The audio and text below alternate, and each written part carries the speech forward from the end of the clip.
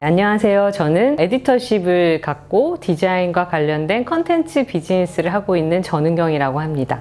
지금 그란데 클립이라는 곳에서 매거진 C라는 체어 전문 잡지를 만들고 있고요. 개인적으로도 다양한 프로젝트를 하고 있습니다.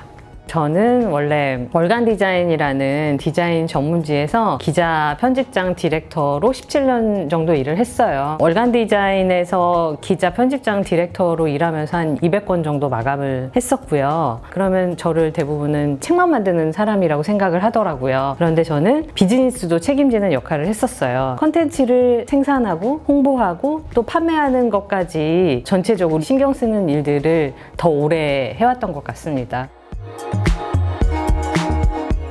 저는 어릴 때 꿈이 방송과 언론 관련된 일을 하고 싶었는데 기자와 아나운서였어요. 근데 저는 또 디자이너도 하고 싶었어요. 제가 대학원에서 공부를 하다가 잡지 기자를 할 수 있다는 것을 알아낸 거예요. 그때 찾았다. 이게 내가 하고 싶었던 일이다. 기자인데 디자인을 다루는 전문 기자를 할 수 있으면 내가 원했던 걸 다 할 수 있는 일이네 라고 생각을 했고, 결국은 그걸 다 합쳐서 시너지를 낼 수 있는 그런 일을 하고 있더라고요. 저는 제가 그걸 그렇게 오래 할지는 상상을 못했어요. 월간 디자인에 입사를 한 것은 31살인가? 였었어요. 나이가 좀 많죠.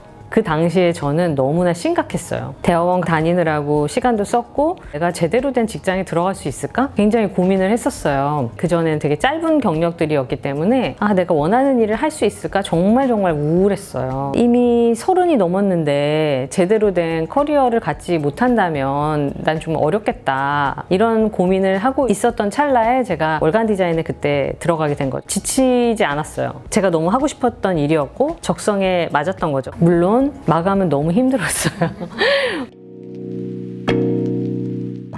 제가 좀 어릴 때 편집장이 됐어요. 보통은 5년차 정도가 되면 다른 일을 할 수도 있고 회사를 옮겨볼까 이런 고민도 할 수 있는 타이밍일 수도 있었는데, 편집장이 제가 생각했던 것보다 일찍 되면서 그냥 또 계속 달린 것 같아요. 근데 이제 편집장이 된다는 것은 정말 또 다른 국면이잖아요. 팀원일 때는 그냥 나만 잘하면 돼요. 내 일만 잘하면 되고 내 원고만 잘 쓰면 되고, 근데 이제 팀장이 되고 편집장이 된다는 것은 그 부서 매출을 책임을 진다는 뜻이거든요. 컨텐츠 만들었는데 인기가 없으면 어떤 컨텐츠가 좀 더 반응이 있을까, 어떤 이슈가 더 좋을까, 이런 것들도 계속 고민을 하고, 홍보는 어떻게 하고 판매는 어떻게 하면 좋지? 책 판매만으로는 수익이 잘 안 나잖아요. 그래서 광고도 받아야 되고 다양한 프로젝트를 했어요.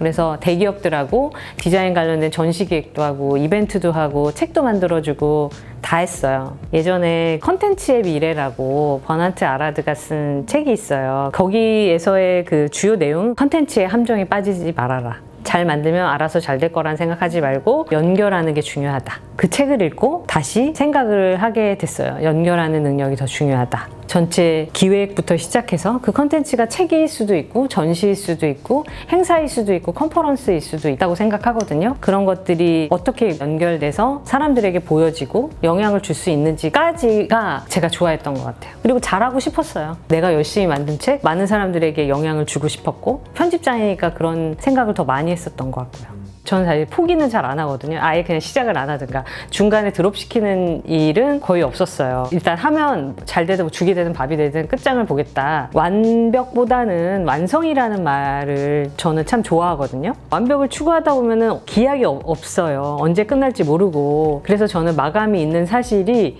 아름답게 느껴지기도 하거든요. 그만해. 이런 의미도 있고, 저는 세상 일이 좀 마감 때문에 제대로 굴러가는 거 아닐까라는 생각도 들었어요. 그래서 완벽하지는 않을지 모르지만 일단 한 번을 완성해 놓는 것이 더 중요하고, 완성을 한번 해본 경험이 있어야지 다음 스텝으로 넘어갈 수 있잖아요. 어떤 거는 하고 나면 이 번호 망했다. 내가 생각해도 재미없어. 이런 생각을 한 적이 있었는데 그게 얼마 가진 않아요. 왜냐면 이게 끝나고 나서 그 다음 마감을 또 준비해야 되기 때문에 망친 걸 잊는 거예요. 저 이런 말 하면 조금 욕먹을 것 같은데 왜 번아웃이 올 때까지 일을 해? 제 속마음은 그렇게 생각했어요. 이거는 좀 성격과 성향의 탓도 있는 것 같아요. 제가 생각했을 때 첫 번째 이유는 그런 새로운 일들을 매달 기획하는 게 저한테는 잘 맞았던 게 있었고, 두 번째는 제가 하고 싶은 일이었는데 제가 비교적 늦게 시작했잖아요. 31살에 시작을 했기 때문에 지치지 않았던 것 같아요. 세 번째는 저의 성향인데 저는 지칠 때까지 뭘 하는 스타일이 아니에요. 중간에 알아서 조금씩 쉬는 스타일이에요. 놀 일이 있으면 일단 놀고 보는 거예요. 재밌는 공연이 있어. 그러면 잠깐 나갔다 올게요 하고 나가서 공연 보고 밤에 다시 들어와서 밤을 새서 그 일을 끝내더라도, 그리고 저 자신한테 혹독하게 대하지 않았어요. 어차피 다른 사람들이 나한테 가혹하게 대할 텐데 왜 내가 나를 힘들게 해? 이런 생각도 좀 있었던 것 같아요.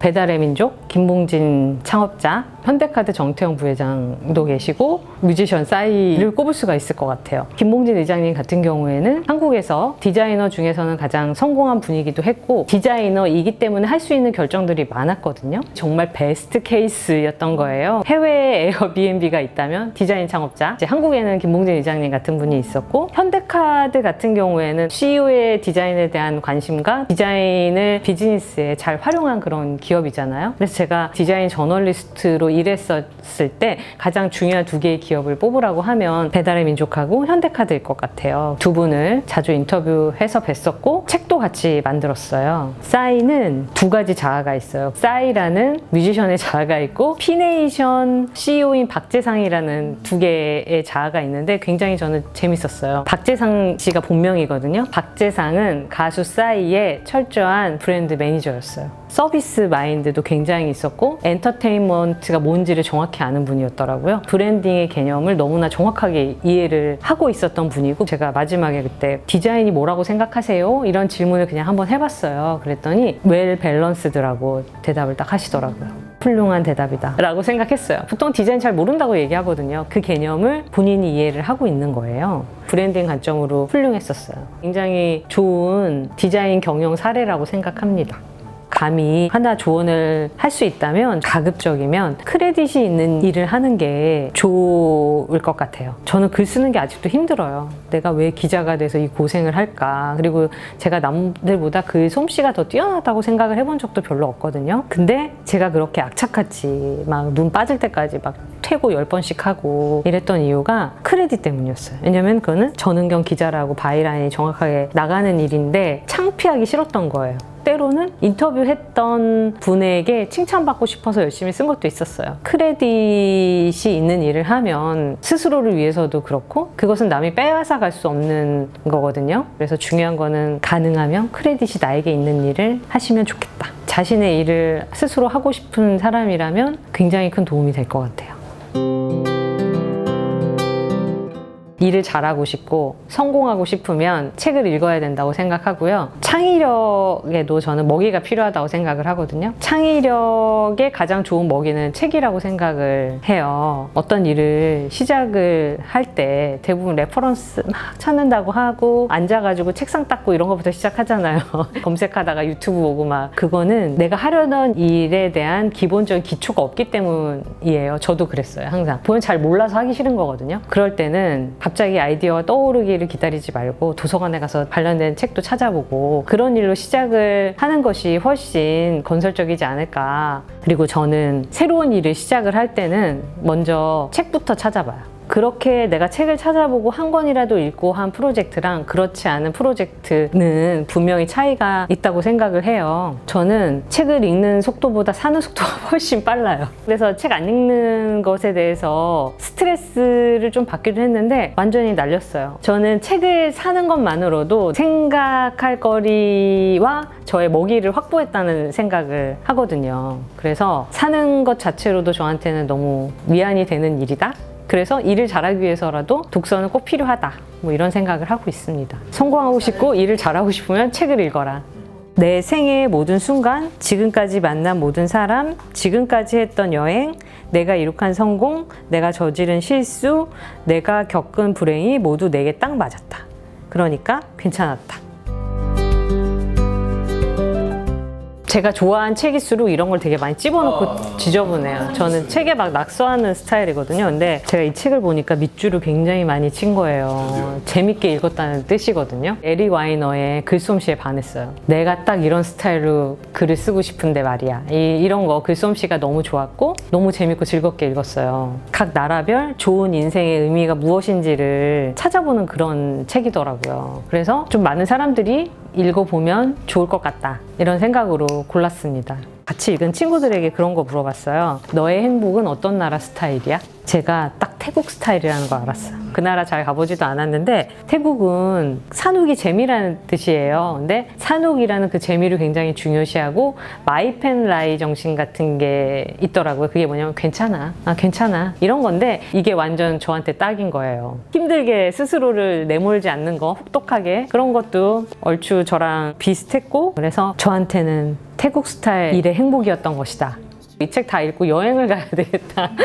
즐겁게 읽었어요, 저한테는. 행복에 대한 집착, 힐링에 대한 집착하면 더 수렁에 빠진다고 저는 생각하거든요. 저는 행복과 불행에 대해서 고민 안 해봤다고 얘기하는 게 조금 더 맞을 것 같아요. 이상하게 들으실 수도 있는데 행복과 불행을 대단한 가치라고 생각하지 않는 것 같아요. 이게 안 중요하다는 뜻이 아니라요. 행복하려고 너무 애쓰지 않는다. 계속 행복하기만 한 상태일 리가 없다. 그러면 이 사람이 행복한지 불행한지 모르잖아요. 계속 여유로운 생활 뭐 이런 거는 권태로워질 것 같아요. 그래서 디폴트는 불행이다. 그러다가 이제 가끔 그런 일이 생기면 작은 성취나 이런 것들에 더 감사하게 느낄 수 있지 않을까? 그래서 저는 행복에 집착하지는 않는 것 같아요. 행복이라는 것의 의미가 상당히 상대적인 시대잖아요. 역사상 가장 풍요로운 세대지만 가장 행복감이 낮다고 얘기를 하잖아요. 대부분의 지금의 불행은 뭔가 남하고 비교하는 데서 생겨나는 것 같아요. 그래서 스스로를 좀 괜찮다라고 생각한다라는 정도가 적당한 감각 아닐까? 예전에 월간 디자인 슬로건이기도 했는데 사실 저는 아트와 디자인이 뭐가 다르냐 전 구별해서 일단 생각하진 않아요. 하지만 아트와 비즈니스를 결합한 것이 디자인이다 라는 정의가 가장 예술가의 차이점을 잘 설명할 수 있는 표현이 아닐까라고 생각을 하고요. 예전에는 무언가 새로운 물건을 만들거나 새로운 것들을 창조하는 것을 주로 디자인의 주요 범주라고 여겼다면 요즘에는 보이지 않는 디자인이 더 중요한 시대가 된 것 같아요. 예전에는 글을 모르면 문맹이라고 했잖아요. 그런데 시각적인 이미지와 디자인을 이해하지 못하는 것도 문맹에 가까운 세상이 아닌가. 지금의 디자인은 정확히 말하면 디자인적 사고가 더 중요한 세상이 된 것 같고요. 가까운 예로 스타트업 같은 경우에는 창업자가 디자이너이거나 공동 창업자 중에 한 명이 디자이너인 경우 꼭 디자이너 아니어도 돼요. 하지만 직관적으로 디자인적인 사고를 이해하고 있는 분이 C레벨에 있는 경우가 더 잘 되는 경우가 훨씬 많습니다. 배달의 민족의 김봉진 창업자 같은 분도 그렇고 에어비앤비, 핀터레스트 너무 많아요. 디자인 창업가 정신, 디자인 앙트프리너십이라고 얘기를 하는데 이런 개념들이 반드시 디자이너이거나 창업자에게만 필요한 게 아니라고 생각을 해요. 일반적인 사람들도 내가 어떤 새로운 일을 조금 더 잘하고 서비스를 더 잘 만들고 싶다면 디자인적인 감각이라던가 이런 프로세스를 잘 이해하고 있어야지 유리하고 더 성공할 수 있다고 생각을 하고 있습니다. 저는 디자인 컨텐츠 디렉터라는 말을 더 선호하는 것 같아요. 1차적으로는 디자이너 하면 새로운 물건을 만들거나 로고를 만들거나 우리가 일반적으로 생각하는 그런 영역들을 생각을 하잖아요. 근데 저는 정확히 말하면 디자이너들이 해왔던 일들을 취재하고 널리 알리고 디자인 관련된 산업 분야의 트렌드 같은 것들을 관찰하면서 그걸 기획해서 콘텐츠로 만드는 일을 했던 것 같아요. 그래서 제가 스스로 디자이너라기보다 는 디자인과 관련된 컨텐츠를 다룬다고 생각을 하고 있습니다. 저는 트렌드 만들 수 있다고 생각해요. 예를 들면은 그 악마는 프라다에 보면은 그 색깔은 어떻게 나왔는지 알아? 막 이렇게 해서 한참 어시스트한테 설명하는 장면이 나오잖아요. 저는 트렌드도 자생적인 게 있고 기획 트렌드가 있다고 생각을 해요. 예를 들면 컬러에도 팬터니 오레 컬러 발표하잖아요. 저는 물론 그들이 리서치도 하고 시장을 잘 조사해서 흐름을 판단하는 것도 있지만 팬톤이 꼭 그런다는 건 아닌데 특정 컬러를 미는 거예요. 그리고 기업들은 충분히 트렌드를 선도할 수 있는 거죠. 심지어 이제는 개인도 할 수 있다고 생각을 해요. 왜냐면 SNS 같은 것 때문에. 어떤 특정 개인이 시작했는데 그게 챌린지를 하면서 유행이 되기도 하잖아요. 저는 이런 것이 트렌드였으면 좋겠다라고 생각한 이슈들을 만든 적은 있어요. 예전에 제가 기사를 기획하거나 특집을 만들 때 정보를 많이 접하고 저한테 제보를 하는 사람들도 되게 많은 거예요. 그런 것들을 보면은 어느 순간에 이 교집합이 보이기 시작하거든요. 그러면은 아, 이런 게 이제 좀 트렌드구나 라고 감지를 하기 시작해요. 그러면 그걸 가지고 기획을 하기도 해요. 앞으로 이런 일들이 일이 더 많이 생길 것 같으니 주목하세요 라고 알려주는 게 일종의 트렌드를 이끄는 것 아닌가? 라는 생각을 했어요. 트렌드를 안다고 100% 성공하진 않아요. 하지만 트렌드를 이해하지 못한다면 100% 실패할 것은 보장한다. 피터 드러커가 한 말인데 저는 이게 아주 딱 들어맞는 표현이라고 생각을 해요. 검색만 해보면 다 나오잖아요. 하지만 트렌드 키워드를 아는 것이 곧 비즈니스가 된다고는 저는 생각하지 않아요. 예를 들어서 탕후루가 뜬다 라고 했을 때 그러니까 내가 탕후루 체인점을 내볼까? 이렇게 접근해서는 실패할 확률이 높다는 뜻인 거죠. 그래서 어떤 트렌드나 현상이 나타났을 때는 트렌드가 될 만큼의 이슈가 되었는지를 정확하게 알고 내 관점으로 그것을 판단할 수 있어야 될 것 같아요. 그래서 편집 능력, 판단 능력이 저는 더 중요하다고 늘 생각을 하고 있고요. 요즘에 주목하고 있는 디자인 트렌드 혹은 중요한 흐름에 대해서 얘기해보라고 한다면 첫 번째는 립페어, 리유즈, 리스판서블 이런 립자로 시작하는 그런 단어들이 있어요. 그 중에서 제가 가장 중요하게 생각하는 건 립페어 이슈입니다.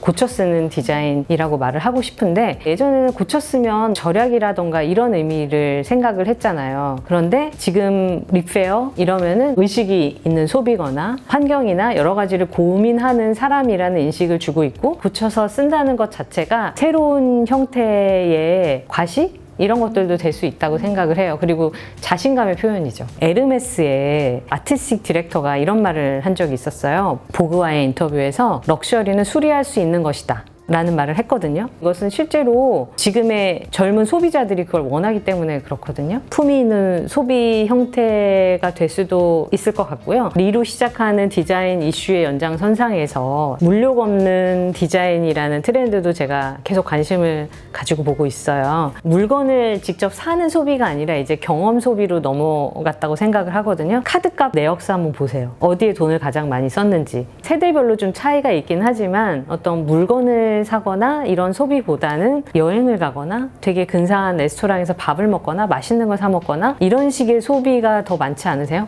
소비를 많이 하는 것 자체가 과시가 된 시대가 끝났잖아요. 그렇기 때문에 이제는 물건을 하나 사더라도 조금 더 나한테 의미가 있고 가치가 있는 것을 사람들이 사고 돈을 더 쓰고 싶어 할 것이다. 실제로도 그렇게 되고 있고요. 그리고 부동산을 바라보는 집을 생각하는 관점이 많이 달라졌다는 것. 이제 아파트만을 선호하진 않잖아요. 사람들이 더 이상 집을 부동산 가치만으로 생각하지는 않는다. 그런 생각의 변화가 많이 일어나는 시대가 되었고 의식주가 다 중요한데 주거에 대한 생각이 바뀌면 그게 의식에도 저는 영향을 준다고 생각을 합니다. 그래서 주거 형태도 조금 더 다양해졌고 집을 꾸미고 가구에 대한 시장들이 계속 관심이 커지고 있는 것이죠.